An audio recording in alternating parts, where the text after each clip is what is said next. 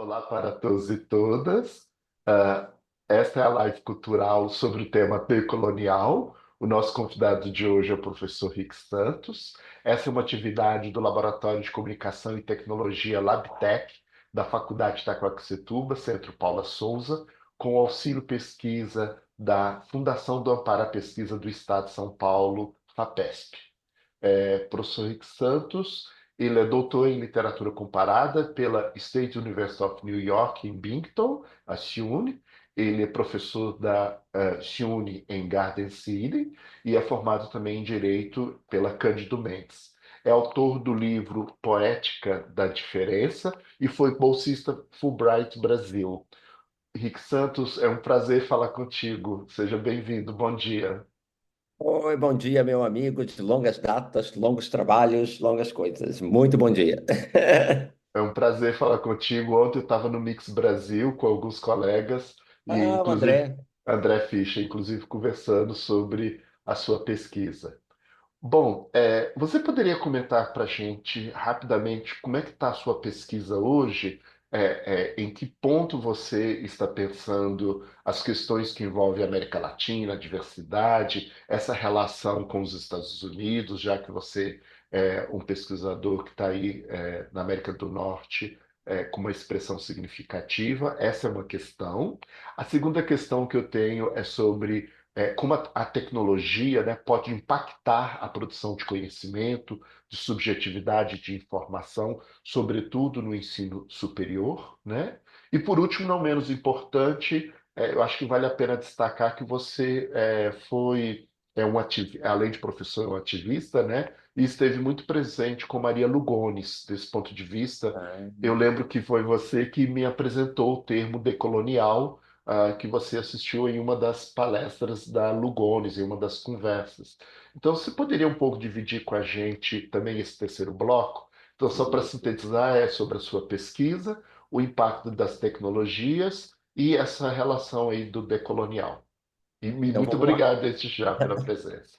Vamos lá. Então você vai me lembrando aí porque eu esqueço, né? Eu vou, coisa assim. Tranquilo. Vou começar com a pesquisa. Então, lá de trás, do nosso tempo, quando nós começamos, inclusive no Brasil, né? Nós fizemos, você sabe, mas o pessoal aqui talvez não saiba, nós nos conhecemos e fizemos parte do grupo que criou e fundou, né, a ABE, Associação Brasileira de Estudos da Homocultura.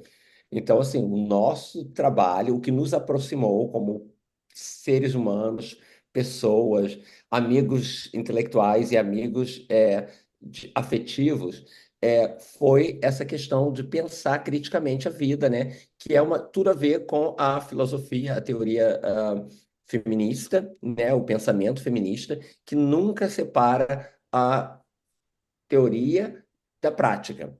Então, você sabe que a minha prática é sempre nessa viés e aquelas questões de pé na porta, ativismo, eu penso para existir, eu existo para pensar e vice-versa. Ah, que é isso, amigo? Principalmente nesses tempos, tomando assim, eu estou aqui nos Estados Unidos, fazer o quê? Eu não posso ir embora, não posso desaparecer, né? Tô aqui.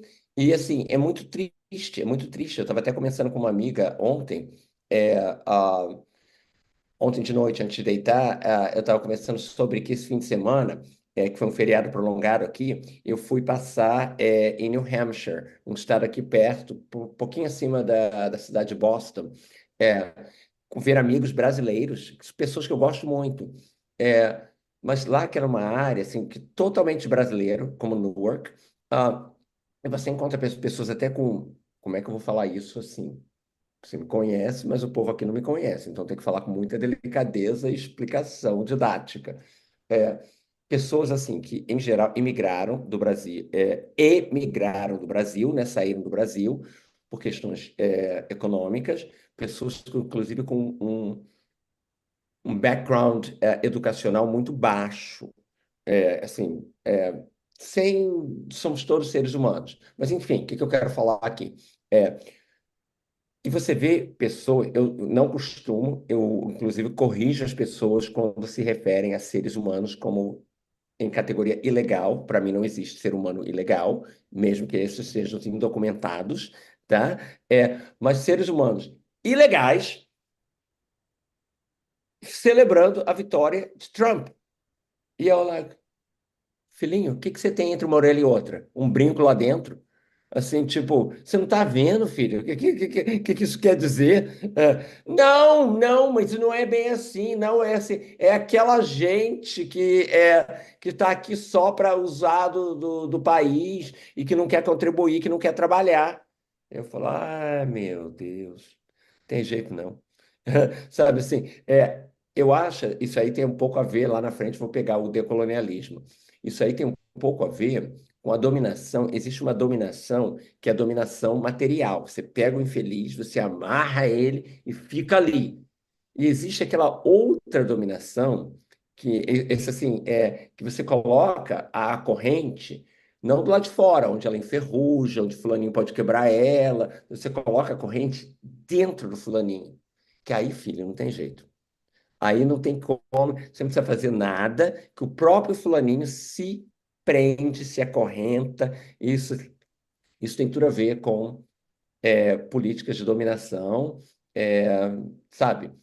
Enfim, vou voltar lá quando eu falar do decolonialismo, do feminismo, porque você vê assim, eu estava conversando com os meus alunos, uma coisa assim que não tem nada a ver, mas tem tudo a ver.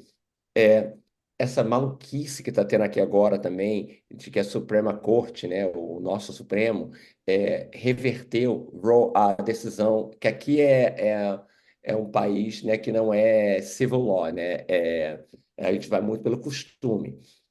Então, eles reverteram a decisão de Roe v. Wade, que foi que deu direito nacional, né, que de a mulher o direito ao aborto seguro no hospital, foi revertido há pouco tempo.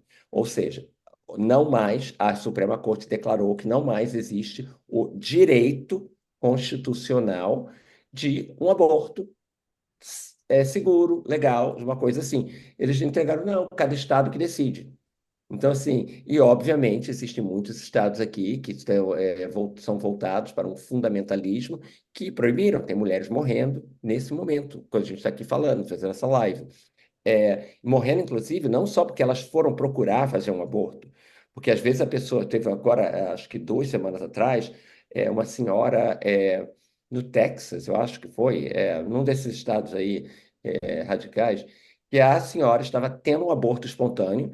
Então, imagina, uma senhora grávida querendo ter um filho, ela vai para o hospital desesperada, que ela está literalmente sangrando e morrendo, e o suposto filho e os médicos, assim, literalmente, assim, tipo, dão uma aspirinazinha e falam, não, a senhora volta para casa, vai ficar tudo bem.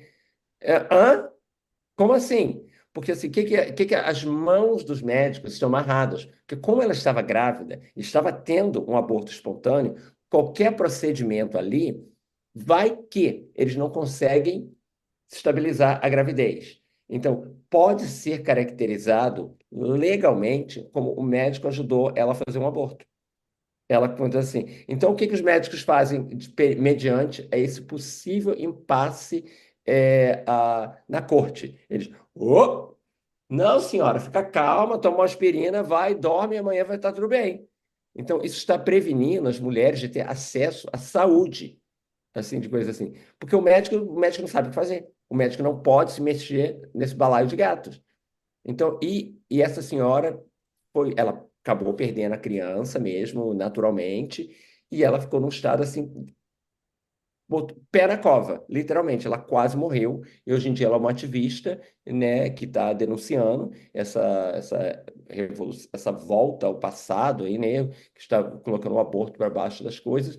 E não estou nem respondendo a sua pergunta, né, amiga? Então, deixa eu voltar aqui, porque você sabe que eu comecei, né? Vocês me zoavam direto, né? Chegou a feminista de carteirinha. É, mas porque, para mim, o feminismo, né, no plural, eu sempre falo, é exatamente essa filosofia que engloba o pensamento abstrato, o pensamento teórico, com a prática do dia a dia. Certo? E quem me introduziu isso foram minhas duas primeiras professoras de pós, de mestrado, Tiffany Ella, que é maravilhosa, e Maria Lugones, que Maria foi minha amiga, minha companheira política, minha mentora. Ela, eu falo assim, Maria, ninguém que conheceu Maria em pessoa, é, assim, não, Maria, não. Maria, assim, é o antes e o depois de Maria, quando você conhece Maria. Ela é essa pensadora assim que ela te transforma, não tem como. Ela foi uma pessoa, é uma pessoa incrível. Então, vamos lá, na minha pesquisa.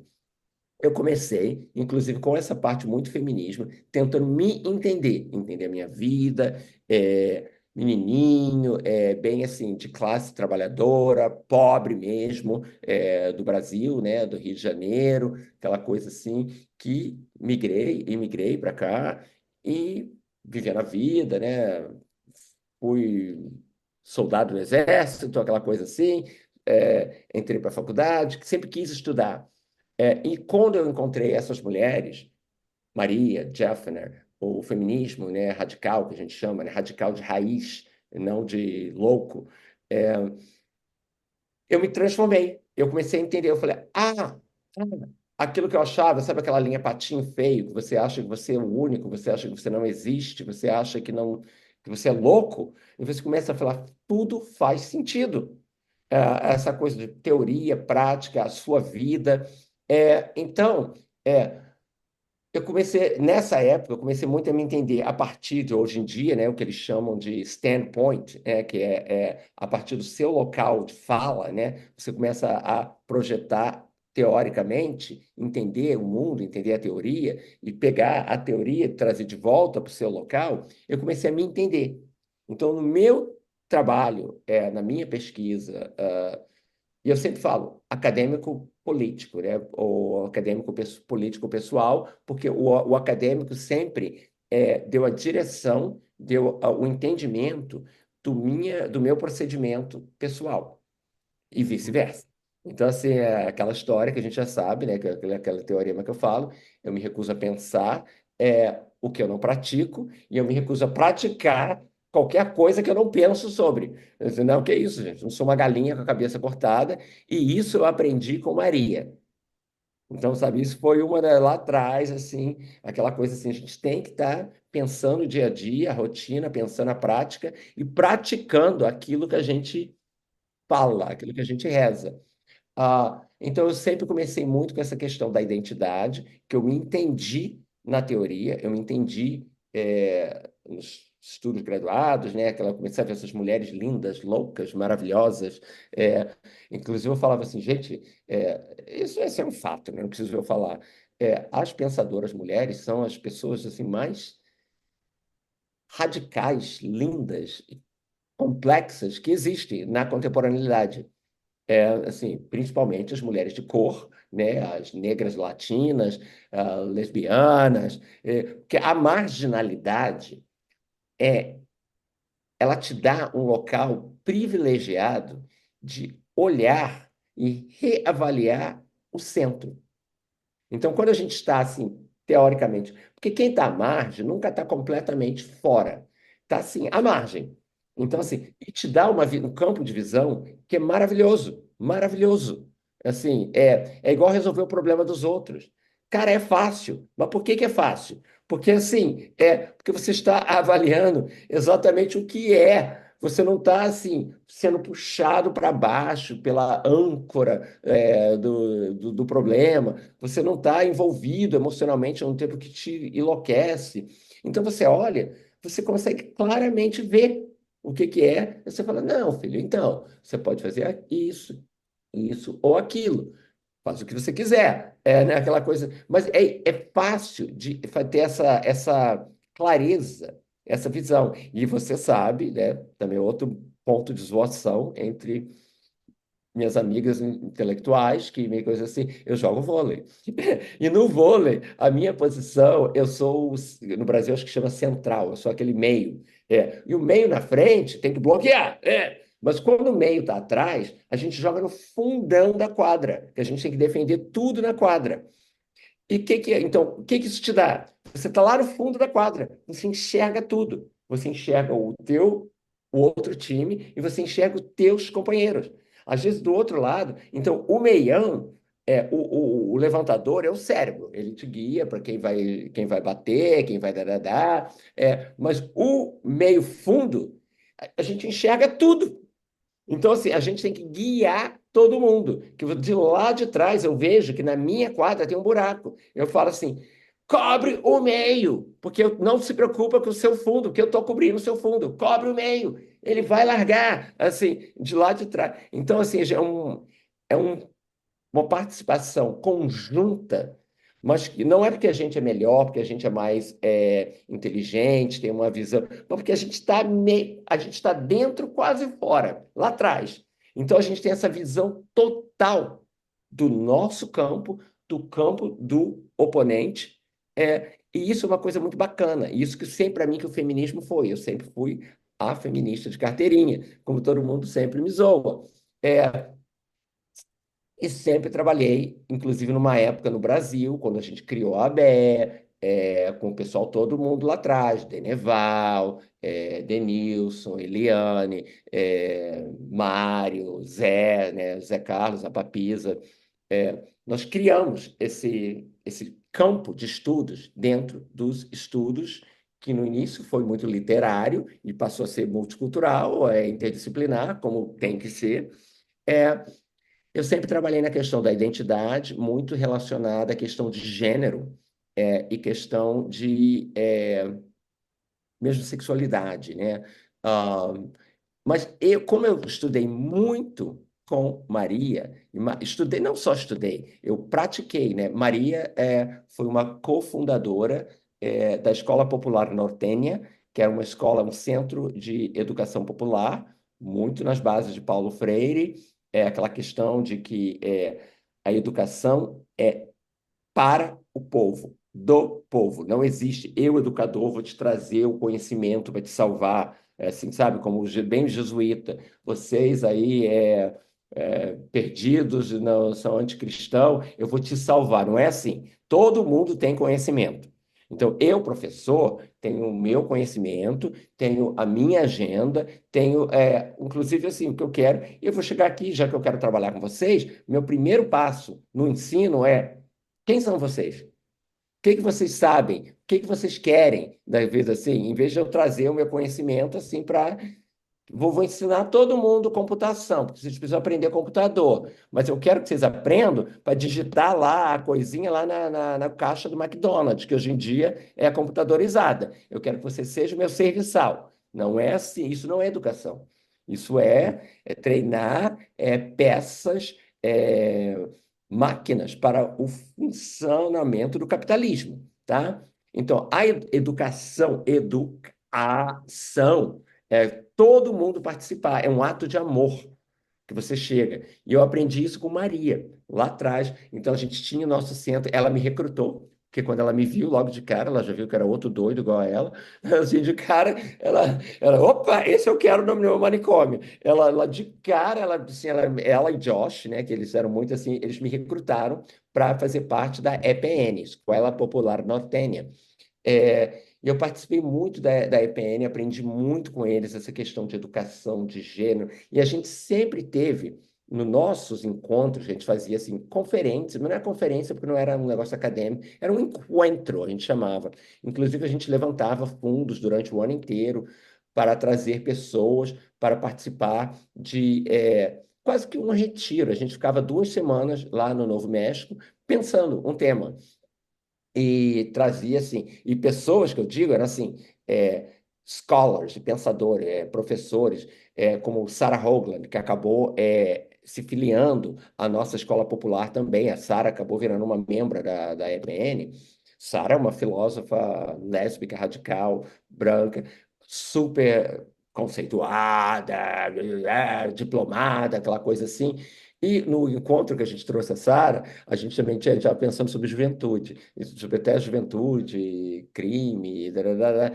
Então, no encontro que a Sarah Hoagland, professora, doutora, pós-doutora, que aqui nos Estados Unidos a gente tem essa palhaçada de pós-doutor, né? Porque, você sabe, amigo, eu tenho que, sabe, doutor. Doutorado é o título máximo que a pessoa tem que escrever uma tese, não é igual hoje em dia, que você paga 70, 80 mil dólares, igual a minha pró-reitora fez lá, e você sai com um diplominha, e fala com R mesmo, diplominha de doutor em educação, porque não é um PhD. As pessoas não têm que escrever uma tese, não tem um comitê. Assim, é isso mesmo, pode fazer essa cara que é assim mesmo. Você só tem que pagar os 70 mil dólares lá e você é doutor, doutor. Assim, então, não, a Sara pós-doutora, que isso aqui a gente não tem, mas depois você tem doutorado, né? Qualquer cursinho que você faz é pós-doutorado, né? Até aquele corte e costura que você fez lá. É, então, assim, junto com Sara, tinha membros que vieram para esse, com a gente convidados, que eram membros de gangue, membros do Latin King.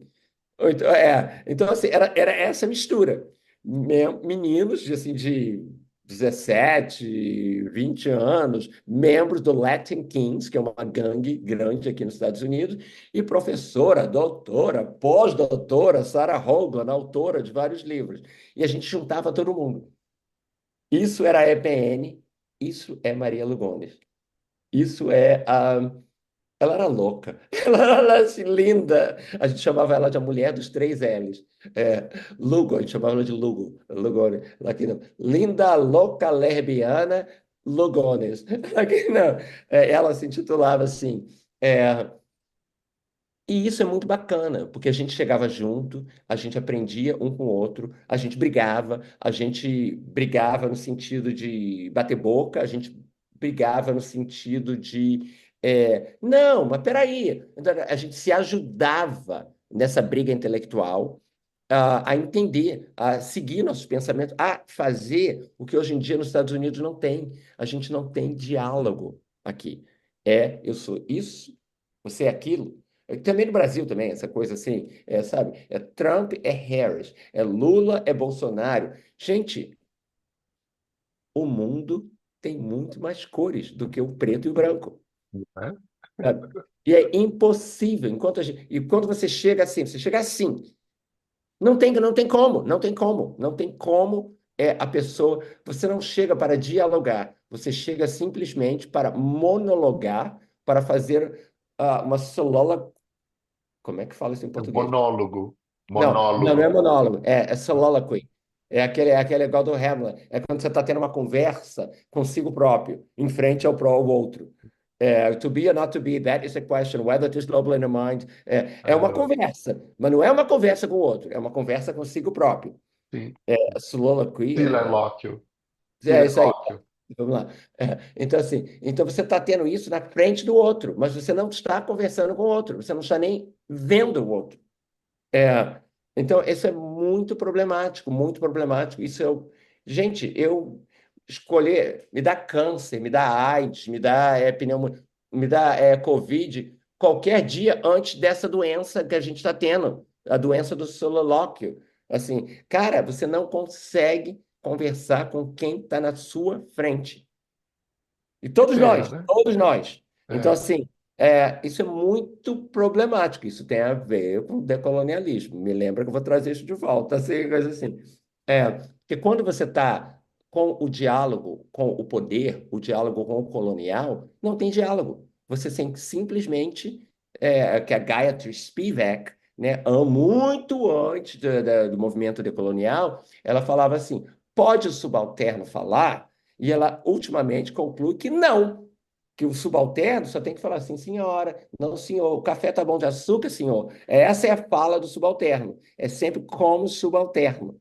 E quando você se rebela, você é um revoltado, um terrorista, mas você vai ser sempre menos. Você nunca é um de igual para igual. Essa é a fala do colonialismo. Essa é a posição imposta pelo poder totalitário colonial. O outro nunca tem poder de fala, ou poder de fala igual, o outro nunca está sentado à mesa com você.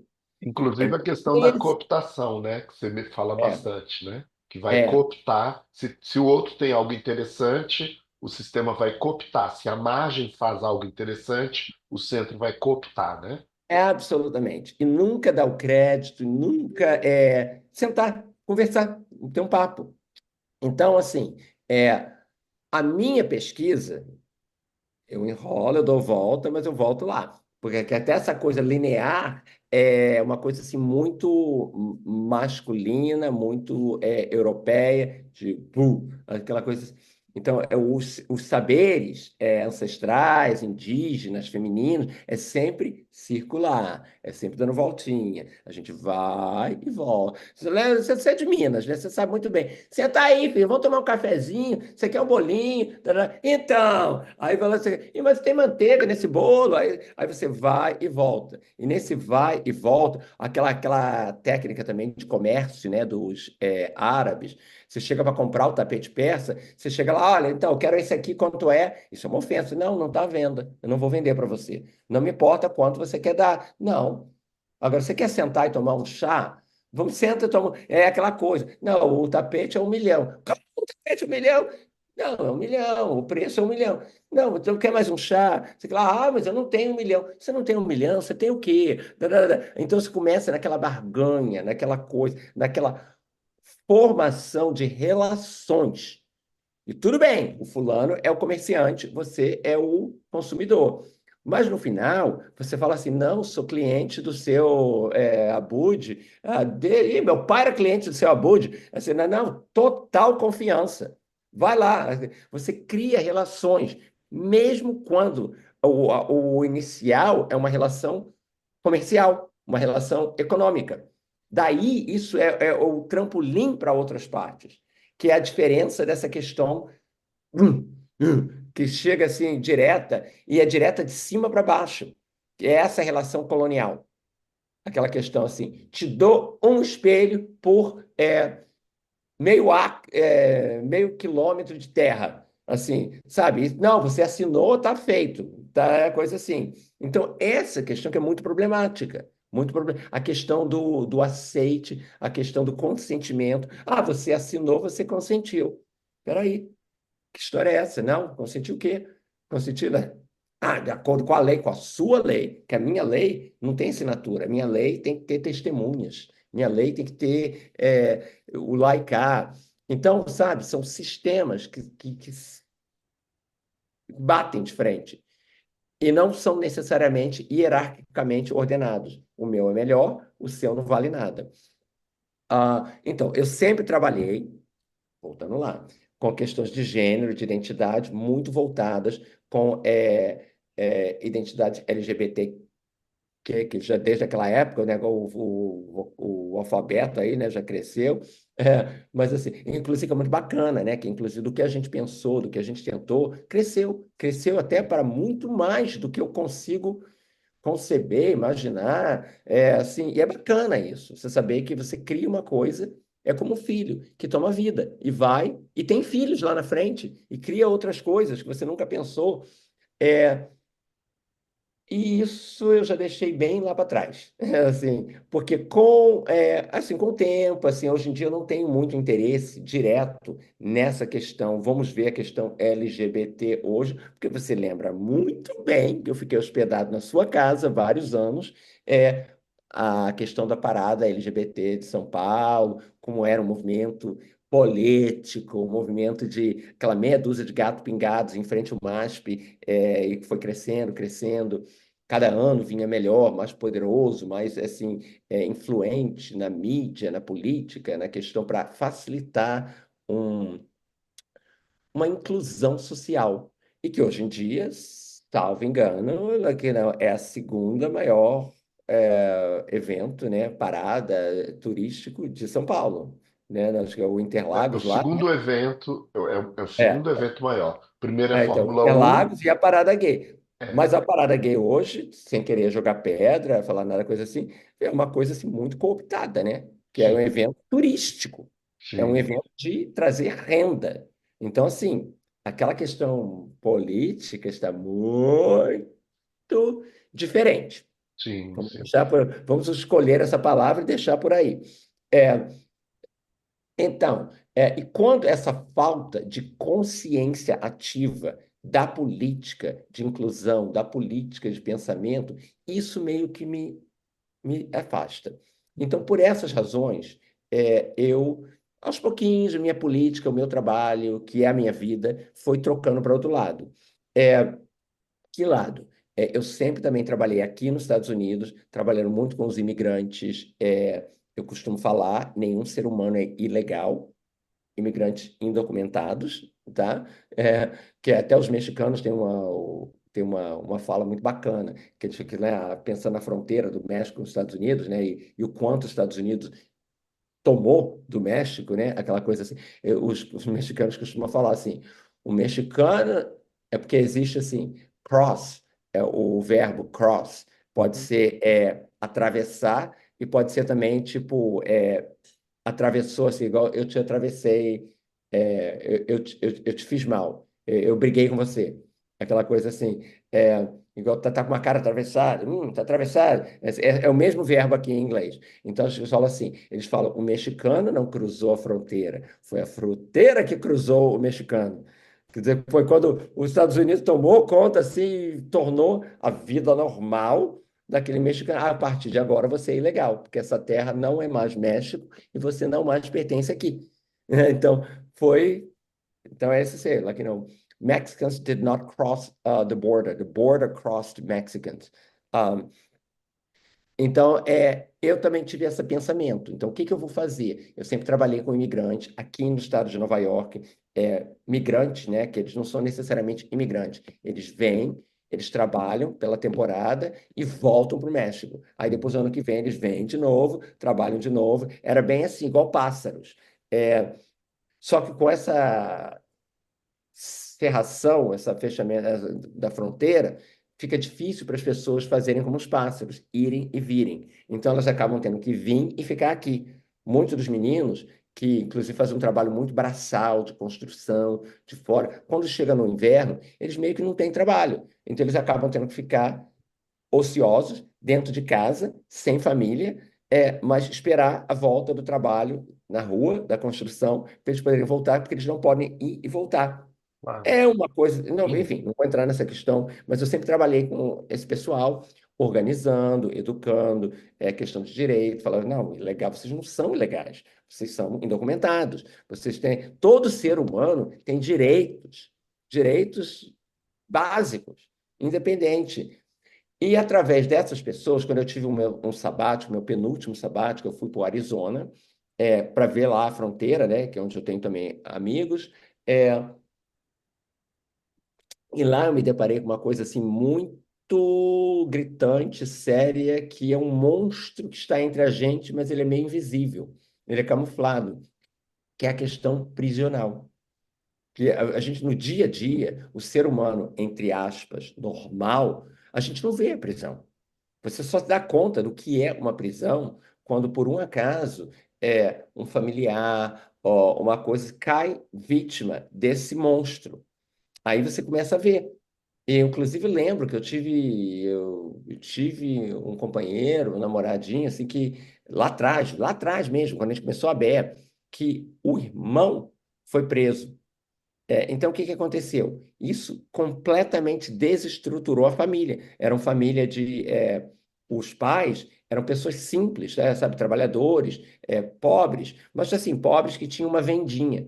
Eles eram italianos, descendentes de italianos. Acho que a mãe era italiana, o pai era a primeira geração brasileiro, mas assim, eles tinham aquela vendinha no subúrbio, sabe? Assim, e o que que aconteceu? Quando o menino foi preso, eles descobriram que na prisão, por exemplo, você não é preso, você não fica lá, você tem que pagar aluguel. Porque se você não paga aluguel pela sua cela, Deus te ajude. Sabe assim?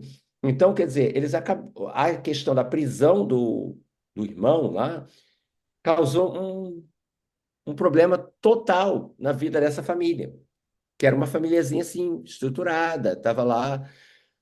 E a prisão é um câncer na sociedade. E quando eu vi isso, eu falei, como eu não me dei conta disso? Como eu, Maria, a gente lá, como a gente está assim vivendo, a gente não está vendo isso. E eu comecei a me engajar nessa causa. E aí, assim, eu comecei mais e mais a ver como essa questão do complexo industrial da prisão é um complexo monetário de fazer dinheiro, é uma máquina de moer gente, né? É, que com o propósito de, como uma máquina, como uma fábrica de linguiça, fazer lucro. Você pega, você separa um setor da população, você literalmente tritura eles, faz deles um produto que você pensa. Quando você coloca uma pessoa na prisão, não só o que está lá dentro, mas primeiro quem coloca a gente na prisão? Não é o presidente, como alguns pensavam que era. Quem coloca é o judiciário. Você tem que ter um juiz, você tem que ter um advogado de acusação, você tem que ter um advogado de... Pessoas que nem fazem ideia, sabe, do que é, assim, sabe, esse monstro. Estão fazendo o seu trabalho. Eu quero ser advogado, eu quero ser defensor, assim. Então, você está movendo essa máquina da prisão que dá dinheiro. Muito, muito, muito dinheiro e segrega, exatamente como a escravidão. Você segrega uma parte da população e declara ela não população, declara ela um troço, uma coisa, e ela se torna objeto. E a partir daí, nós vamos ganhar dinheiro com esse objeto. É, enfim, eu comecei a entrar nisso e foi por isso que eu fui para o Brasil, né, como a minha licença sabática, para ser voluntário. Que todo mundo fala, eu sou do Rio de Janeiro. Todo mundo fala que o Rio de Janeiro está horrível, não tem condição, está muito perigoso. E está. E agora? A gente vai ficar fazendo o quê? Reclamando, falando do sexo dos anjos? Ou vamos arregaçar as manguinhas e fazer alguma coisa? O que que eu vou consertar o Rio de Janeiro? Tem como, filho. Assim, mas o que que eu sei, posso, gosto e quero fazer? Eu sei educar, eu sei dar aula. Então, o que que eu falei? Então, não tá com problema de assalto, não tá com problema de criança. Então, tá, vamos lá, deixa eu ir lá ver o que que é que eu posso fazer, para quem que eu posso educar. E aí eu fui dar aula como voluntário no Degase, que é a Fundação Casa, lá do Rio de Janeiro, né? A prisão, que não é prisão tecnicamente, mas é prisão. Você coloca o ser humano atrás de grades, é dos menores, que ninguém é menor que ninguém, ninguém é ilegal, mas uma certa parcela da população são os menores, né? E que, aliás, assim, no Degas, a gente vê a maioria dos meninos são negros e pardos, mas acho que 100% eu nunca encontrei. É, e acho que eu fiquei lá no Degas, acho, uns bons 3 anos. É, eu nunca encontrei. Já encontrei meninos brancos lá dentro, mas eu nunca encontrei um menino de classe média alta lá dentro. Então, você vê, são todos pobres. É, assim. Então, e não é que eu estou advogando aqui, vamos botar os ricos que cometem ato infracional, que é o termo técnico para crime do menor. É, do menor, eu falando menor, olha aqui, ó, já vou levar aqui um cancelamento. Mas pela coisa assim. Então, o que que acontece? É, não quero colocar o menino de classe média alta dentro do Degase, dentro da prisão, que, aliás, acho que eu advogo que não deveria existir prisão para adolescentes. É, eu quero que o pobre tenha os mesmos direitos. O direito de Claro. ser reabilitado, ser incluso, ser educado fora de grades prisionais. Não importa o nome bonitinho que elas tenham. Então, E assim, então a minha pesquisa toda voltou para isso. isso é Mas muito, não trocou. isso é muito interessante. Rick, nós temos 1 minuto para terminar a nossa gravação. Tá. Eu, Então, 1 minuto. Decolonialismo, na verdade, o que que o decolonialismo faz? É uma onda de pensamento que procura questionar hierarquias, tá? E pensar conhecimento, principalmente pela parte de conhecimento. Aquela história europeia que vem, eu tenho conhecimento, você é burro, eu vou, aquela questão bem Paulo Freire também, que eu vou te colocar, depositar na sua conta vazia o meu conhecimento. A ideia do decolonial é exatamente questionar essa questão de sabedoria, de identidade através da sabedoria, de quem tem o poder de nomear e de procurar outros saberes.